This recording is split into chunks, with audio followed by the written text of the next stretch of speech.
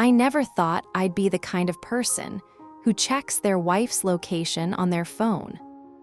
Never thought I'd be standing in a grocery store parking lot at 7:30 on a Tuesday evening, staring at a little blue dot that wasn't where it was supposed to be. But there I was. Let me back up. My wife, Sarah, started going to yoga about 6 months ago. She'd mentioned wanting to do something for herself, something that wasn't about me, wasn't about the house, wasn't about work. I thought it was great. Honestly, I did. She seemed lighter those first few weeks. She'd come home with this glow, talking about poses I couldn't pronounce, about breathing techniques, about how good it felt to just be present. I loved seeing her like that. We'd been married 11 years. Not perfect years, but good ones. The kind where you settle into rhythms, where you know how the other person takes their coffee, where they leave their keys, what show they'll want to watch on a Thursday night. Comfortable. Safe. Maybe too comfortable. I didn't notice when the yoga talk stopped. I didn't notice when she stopped coming home with that glow. I didn't notice when Tuesday and Thursday evenings became just routine. She'd leave at 7. She'd come back at 9. I'd be on the couch, she'd be tired, we'd exchange a few words, and that was it. Until last Tuesday. I was supposed to work late, but a client meeting got canceled. I texted Sarah around 6:30, asked if she wanted me to pick up dinner on my way home. She replied fast. Too fast, maybe. Already 8, heading to yoga soon. See you later, love you. Something about it felt off. I can't explain it, just a feeling. A tiny thread pulled loose somewhere in my chest. I replied with a heart emoji and tried to shake it off. But I couldn't. So I opened the app, the one we both have. The family location tracker thing we set up years ago when we were hiking a lot, just in case one of us got lost or hurt. We never turned it off. Never needed to, never thought about it. I watched her blue dot leave our house at 7:05. And I watched it drive right past the yoga studio. My heart started beating faster. Maybe she changed studios, I thought. Maybe there's a new class somewhere else. But the dot didn't stop at any other studio. It stopped at a neighborhood I didn't recognize. A quiet street about 15 minutes from our house. Residential, trees, little craftsman homes with front porches. I sat there in my car, parked outside the office, just staring at my phone. 15 minutes passed. The dot didn't move. I started driving. I don't know what I was thinking. I don't know what I expected to find. Maybe I wanted to prove myself wrong. Maybe I wanted to laugh at myself later for being paranoid. Maybe I just needed to see with my own eyes that everything was fine. The drive felt like it took hours. When I turned onto the street, I slowed down. It was a nice neighborhood. Quiet, warm light glowing from windows, a couple walking a dog, a kid riding a bike in a driveway. And then I saw her car, parked in front of a small blue house with white trim and a porch swing. I pulled over 2 houses down, turned off my engine, and just sat there. I didn't know what to do. I didn't know what I was even looking for. But I stayed. If stories like this speak to you, subscribe to the channel for more real-life emotional journeys. Because what happened next changed everything. I sat in my car for maybe 10 minutes, just breathing, trying to make sense of it. There could be a million explanations, I told myself. Maybe it's a friend's house. Maybe the yoga instructor moved classes to someone's home. Maybe she's helping someone. Maybe. But my hands were shaking. I pulled out my phone and called her. It rang 4 times. Then she answered. "Hey, babe." Her voice sounded normal. Calm, maybe a little out of breath, but that made sense if she was at yoga, right? "Hey," I said, trying to keep my voice steady. "How's class?" "Oh, good, tough. We're doing a lot of hip openers tonight. I'll probably be sore tomorrow." I closed my eyes. She was lying. She was lying to me, and she sounded so casual about it. "That's good," I managed. "I'm just heading home, wanted to hear your voice." She paused just for a second. "You okay?" Yeah, I'm fine. I'll see you when you get back." "It's okay. Love you." "I love you too." As I hung up, and I sat there, staring at that little blue house, feeling something inside me crack. So I didn't want to get out of the car. I didn't want to walk up to that door. I didn't want to know. But I couldn't leave. So I waited. Another 20 minutes passed, and then the front door opened. Sarah stepped out onto the porch. She wasn't alone. A man followed her. Tall, maybe mid-40s, dark hair, he was smiling. She was smiling. They stood there talking for a moment, just outside the door, lit by the porch lig. I couldn't hear what they were saying, but I could see their body language. Comfortable, easy, familiar. And then he hugged her. Not a polite hug, not a quick, friendly hug. A long one. His hand on the small of her back, her arms around his shoulders, her head tilted slightly into his chest. I couldn't breathe. I watched her pull away, watched her laugh at something he said, watched her walk down the steps toward her car. She didn't look back.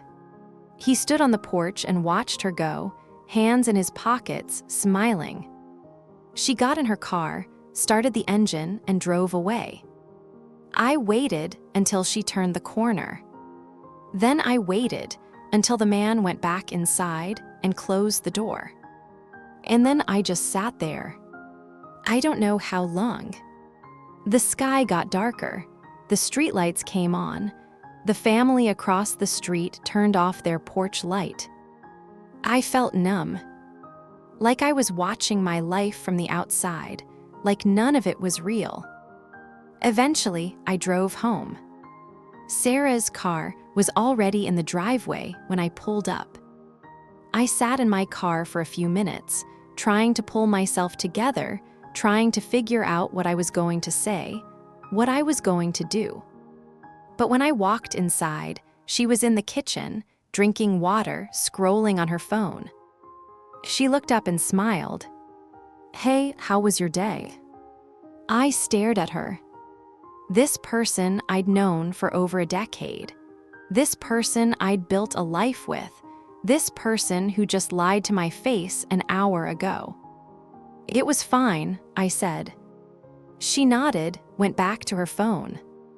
I walked past her, went upstairs, and sat on the edge of our bed in the dark. And I realized I had no idea what to do next. Like the video if this story touched something inside you, because I'm about to tell you what I did, and it wasn't what you'd expect. I didn't sleep that night. I lay there next to her, staring at the ceiling, listening to her breathe, and I felt like I was losing my mind. Every time I closed my eyes, I saw that hug. I saw her laughing. I saw the way she looked at him. Who was he? How long had this been going on? Was it physical, emotional, both? Did she love him? Did she still love me? The questions came in waves, relentless, drowning me. I wanted to wake her up. I wanted to scream. I wanted to shake her and demand the truth. But I didn't. Because part of me was terrified of what the truth might be. So I just lay there. When morning came, Sarah got up like it was any other day. Showered, made coffee, kissed me on the cheek before she left for work. "Have a good day," she said. I nodded. And then she was gone. I called in sick to work. I couldn't focus, couldn't think, couldn't pretend everything was normal. I spent the morning on the couch, staring at my phone, looking at that blue dot again. She was at her office, normal. But what about Thursday? Would she go back to that house on Thursday? I had 2 days to figure out what I was going to do. I thought about confronting her, just asking her outright, "Who is he? What's going on?" But I didn't have proof. Not really.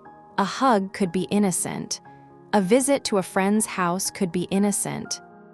Except it wasn't. I knew it wasn't. I could feel it in my bones. So I decided to wait. I needed to see more. I needed to understand the full picture before I said anything. A Thursday came. I told Sarah I had a late meeting. She didn't question it. At 6:30, I parked a block away from our house and waited. 7:05, her car pulled out of the driveway. I followed her. Same route, same neighborhood, same little blue house. This time, I parked closer. I watched her walk up to the door. She didn't knock. She just opened it and went inside, like she'd done it 100 times before. I sat there for 2 hours. The lights were on inside.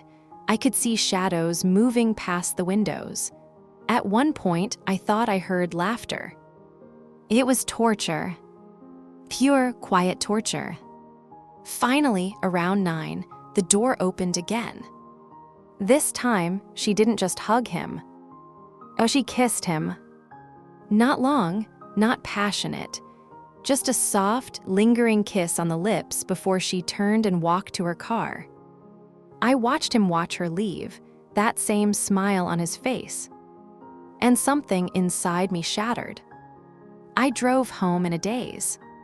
When she got back, I was already in bed, pretending to be asleep. She slipped in beside me, smelling faintly of cologne that wasn't mine. And I lay there, eyes closed, heartbreaking, trying to figure out how I'd missed this. How had I not seen it? Were there signs I ignored, moments I brushed off? Or had I just been so comfortable, so trusting, that I never thought to look? Share this with someone who might need to hear it, because what I'm about to tell you, it's the part I'm not proud of. I became someone I didn't recognize. For the next 2 weeks, I followed her every Tuesday and Thursday. I tracked her phone obsessively. I checked her texts when she was in the shower, but they were clean, too clean. She deleted everything. Zing. I started looking for other signs. New clothes, new perfume. The way she'd smile at her phone sometimes when she thought I wasn't looking. I found a receipt in her purse for a restaurant we'd never been to together, dated 3 weeks ago, a Tuesday. I felt sick. I didn't eat much, didn't sleep much. I was running on anger and heartbreak and this desperate need to understand. I wanted to know everything. Who was he? How did they meet? When did it start? What did he give her that I didn't? I thought about hiring a private investigator, but that felt too far, too real. So I kept watching, kept following, kept destroying myself a little more each time. On the 3rd Thursday, I did something I'm not proud of. I waited until she went inside the house. Then I got out of my car. I walked up to the porch. I stood there, heart pounding, fist raised to knock. But I didn't. I couldn't. Because what would I say? What would happen if I knocked on that door? Would she cry? Would she apologize? Would she choose him? I stood there for 5 minutes, frozen, before I turned around and walked back to my car. I sat there, hands gripping the steering wheel, and I cried. I actually cried. For the first time since this whole thing started, I let myself feel it. The betrayal, the humiliation, the loneliness. The fear that I'd already lost her. When I got home that night, Sarah was in the living room, curled up on the couch with a book. She looked up when I came in. "Hey, you okay? You look tired." I almost laughed. "I'm fine," I said. She studied me for a moment, then went back to her book. I went upstairs, closed the bedroom door, and sat on the floor. And I made a decision. I couldn't keep doing this. I couldn't keep following her, spying on her, breaking my own heart over and over. I had to talk to her. I had to face this, even if it destroyed everything. So the next morning, before she left for work, I asked her if we could talk that evening. She looked surprised. "Of course, is everything okay?" "I don't know," I said honestly. She nodded slowly. "Okay, tonight after dinner." And then she left. I spent the whole day rehearsing what I'd say. How I'd ask. How I'd keep my voice steady. How I'd survive whatever came next.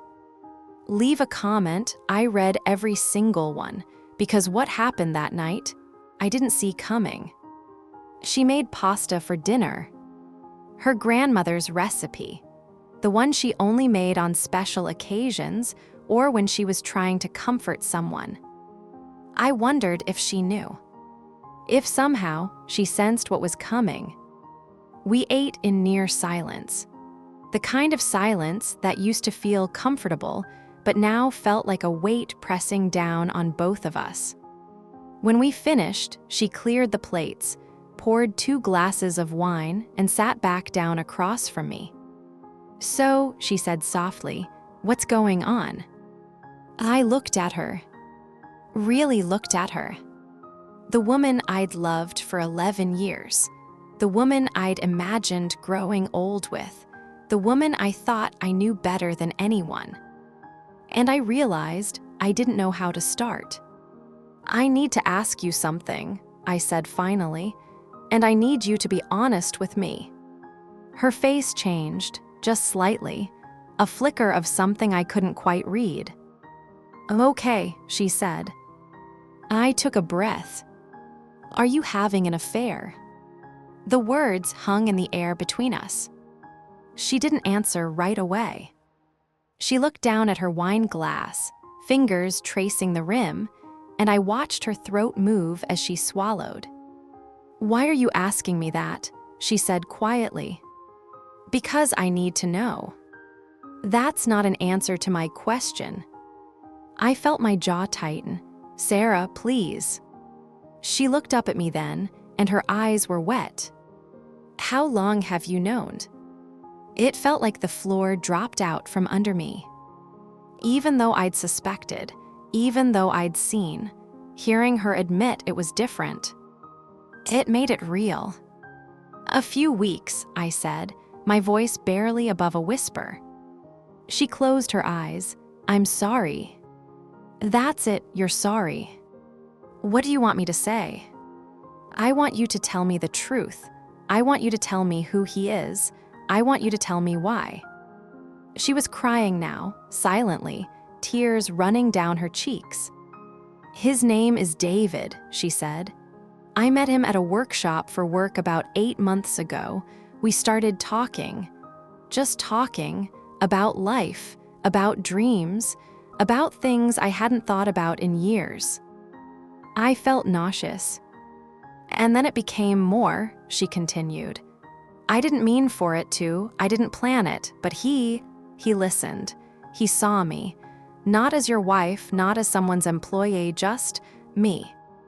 "I listened to you," I said, hating how desperate I sounded. "Do you?" She looked at me, and there was something broken in her eyes. "When's the last time you asked me how I was really doing? When's the last time we talked about anything that mattered?" I opened my mouth, but nothing came out. Because she was right. I couldn't remember.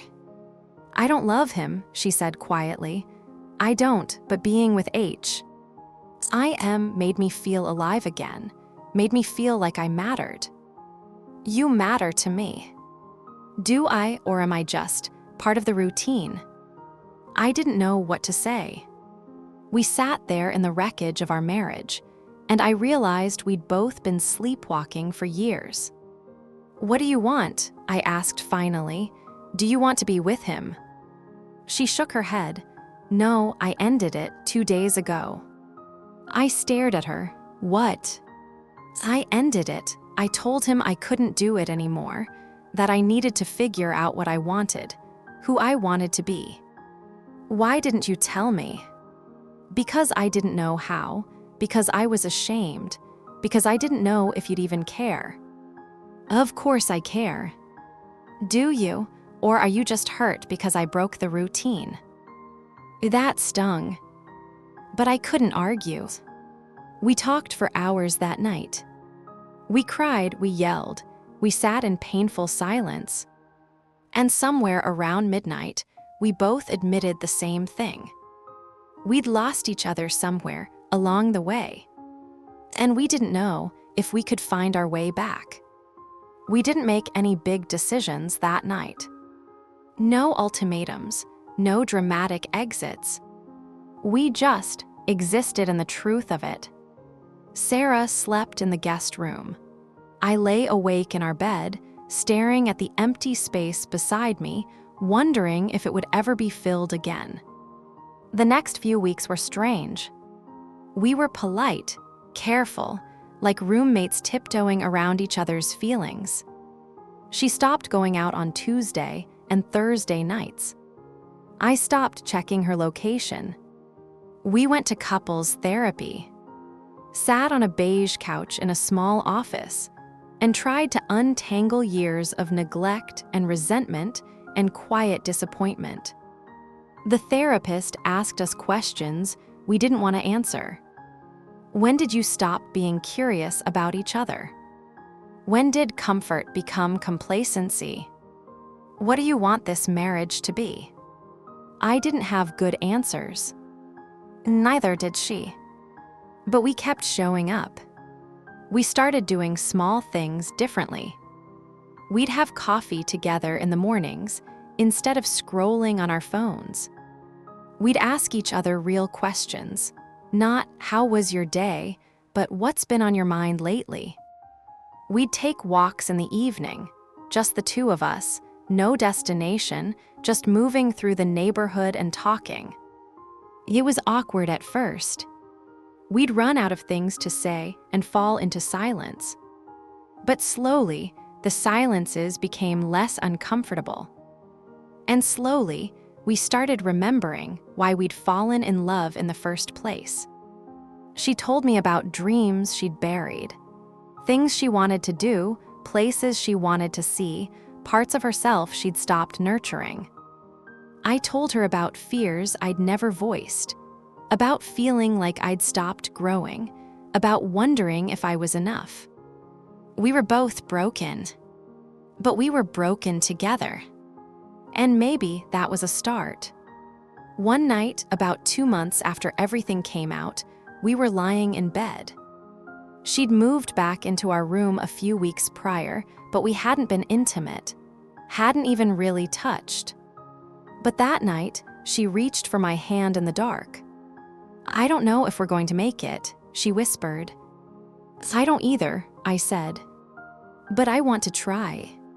I squeezed her hand. Me too. It wasn't a happy ending. It wasn't even an ending at all. It was just two people, hurt and scared and imperfect, choosing to keep trying. Choosing to fight for something that might already be gone. Or might still be savable. I still think about that blue house sometimes. About the man whose name I now know. About how close I came to losing everything. How close we still might be. But I also think about the version of myself who sat in that parking lot, alone and terrified. And I think about the version of myself now, sitting across from my wife at breakfast, asking her about her dreams. We're not fixed. We might never be. But we're trying. And some days, that's enough. If you've made it this far, thank you for listening. Thank you for being here. If this story resonated with you, hit subscribe. You're not alone in this. None of us are. 3 months after that night, Sarah suggested we go away for a weekend. Not to fix anything, not to force some romantic reunion. Just to be somewhere different. Somewhere without the weight of our house, our routines, our history pressing down on us. We drove to the coast. Rented a small cabin overlooking the water.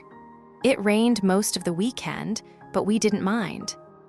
We sat on the porch, wrapped in blankets, watching the waves crash against the rocks. We didn't talk much, but it was the first time in months that the silence felt peaceful instead of painful.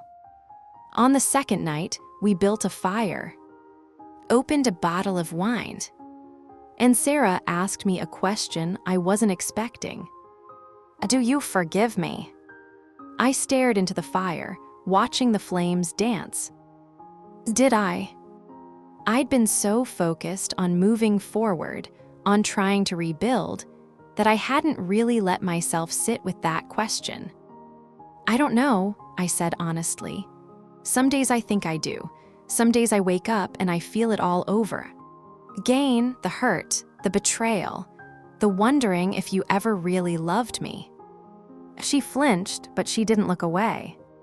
"And some days," I continued, "I wonder if I failed you, if I got so comfortable that I stopped trying, stopped seeing you." "You didn't fail me," she said quietly. "Didn't I?" "We failed each other." I nodded slowly. And she was right. This wasn't a story with a villain and a victim. It was messier than that. "I don't know if I'll ever fully forgive you," I said, "but I'm trying to forgive us, both of us." She reached for my hand. And we sat there, holding on, watching the fire burn down to embers. The therapist told us that healing isn't linear. That some days would feel like progress, and some days would feel like we were right back at the beginning. And she was right. There were good weeks. Weeks where we laughed again, where we touched without it feeling forced, where I could look at her and see my wife instead of a stranger. And then there were bad weeks. Weeks where I'd see her texting someone and feel my stomach drop. Where I'd catch myself checking her location again, hating myself for it, but unable to stop. Weeks where she'd pull away, and I'd wonder if she was thinking about him. If she regretted ending it. If she wished she'd chosen differently. We fought sometimes. Real fights. Not about the affair, but about everything else we'd been avoiding for years. About money, about whose family we'd spend holidays with. About why the dishwasher was always loaded wrong. Stupid, small things that felt huge, because we'd never learned how to fight fair. But we kept going. We kept trying. One evening, about 6 months in, I came home from work and found Sarah in the kitchen, crying. Not sad crying, frustrated crying. "What's wrong?" I asked, setting down my bag. She gestured at her laptop. "I've been looking at art classes, painting classes, something I used to love before everything, and I just keep talking myself out of it, telling myself it's stupid, that I'm too old, that I don't have time." I walked over to her, gently closed her laptop. "Sign up for the class," I said. "It's expensive." "I don't care. It's on Tuesday nights." I paused. "Tuesdays." The old wound twinged, but I pushed through it. Then sign up for the class, I said again. She looked up at me, eyes red. You're sure? I'm sure. You should do things that make you happy. That's part of this, right? Both of us becoming people again, not just husband and wife. She nodded, wiping her eyes. And the next week, she went to her first painting class. She came home with paint under her fingernails and a lightness I hadn't seen in years. How was it? I asked. Terrible, she said, laughing. I'm so out of practice, but it felt good. I smiled. And I meant it. I started doing things for myself too. Joined a rec basketball league, started reading again, reached out to old friends I'd lost touch with. We were rebuilding ourselves as individuals. And maybe, slowly, that would help us rebuild as a couple. Or maybe it wouldn't. Maybe we'd grow into people who didn't fit together anymore. That possibility still terrified me. But I was learning to live with the uncertainty. Our first anniversary after everything happened was in November. 12 years of marriage. We didn't make a big deal out of it. No fancy dinner, no expensive gifts. We stayed home, cooked together, and talked. Really talked. Do you think we're going to make it? Sarah asked at one point. It was a question we'd asked each other before, but this time felt different. Less desperate, more curious. I don't know, I said. I hope so. And me too. But even if we don't, I continued, I think we'll be okay, both of us. She looked at me, surprised. I mean it, I said. This whole thing, it broke us, but it also woke us up. And I'd rather be awake and heartbroken than sleepwalking through the rest of my life. She reached across the table and took my hand. I love you, she said. I know I hurt you. I know I broke your trust, but I do love you. I love you too, I said. And I meant it. Even with all the pain, all the doubt, all the uncertainty, I still loved her. We decided to renew our vows. Not in some big ceremony. Just the two of us on a quiet beach at sunset, saying words we'd written ourselves. Words that acknowledged the past. Words that honored the pain. Words that promised to keep trying. I can't promise I'll never hurt you again, Sarah said, tears streaming down her face. But I promise I'll be honest. I promise I'll fight for us. And I promise I'll never stop trying to be someone worthy of your love. I can't promise I'll always trust you, I said, my own voice breaking. But I promise I'll keep working on it. I promise I'll see you, really see you.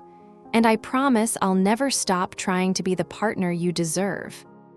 We exchanged simple silver bands. Not replacing NTS for our wedding rings. Just reminders of this moment, of this choice. As we walked back to the car, Sarah stopped and turned to me. Thank you, she said. For what? For not giving up on me, on us. I kissed her forehead.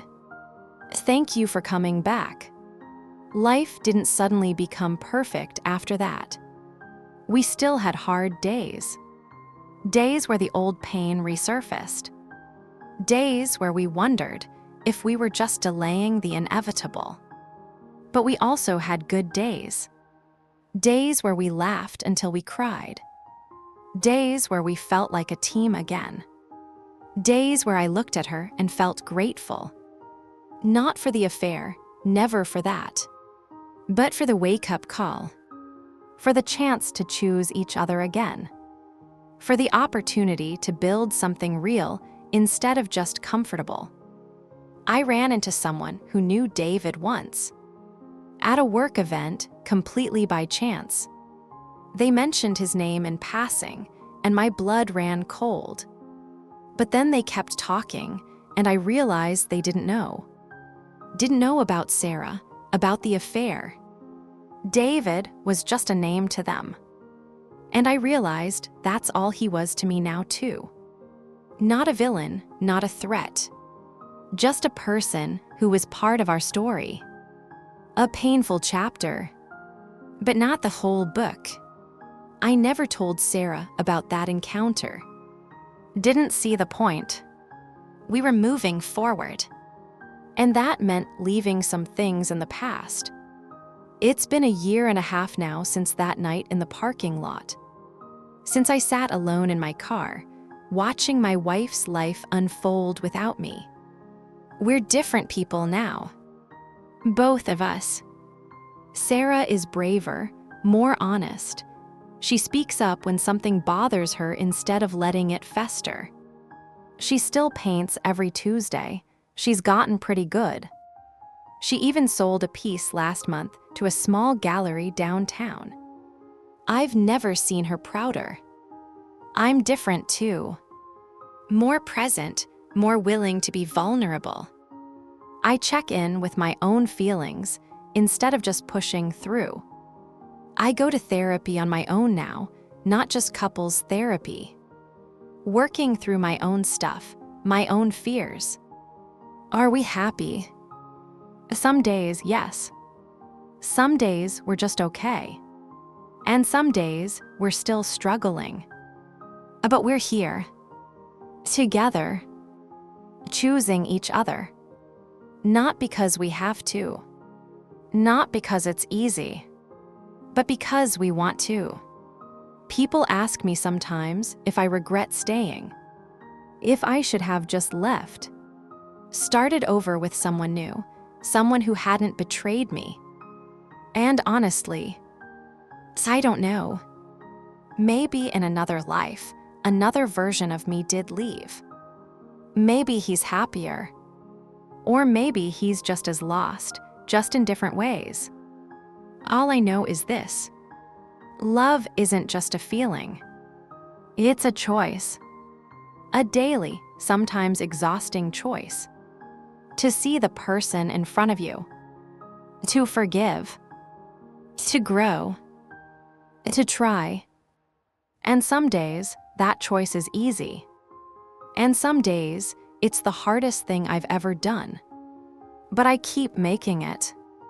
We both do. Last week, Sarah and I went back to that coastal cabin. The one where we'd sat in silence, watching the rain. This time, the weather was clear. We hiked along the cliffs, holding hands, talking about nothing and everything. And at one point, she stopped and looked out at the ocean. Do you ever wonder what would have happened if you hadn't followed me that night? She asked. I thought about it. I think we would have drifted further apart, I said. I think eventually it would have ended. Maybe not because of the affair, maybe just because we'd stopped being real with each other. She nodded. I think you're right. Do you regret it? I asked. That I found out. She turned to look at me. No, she said. It was the worst moment of my life, but it was also the moment everything changed. The moment we stopped pretending.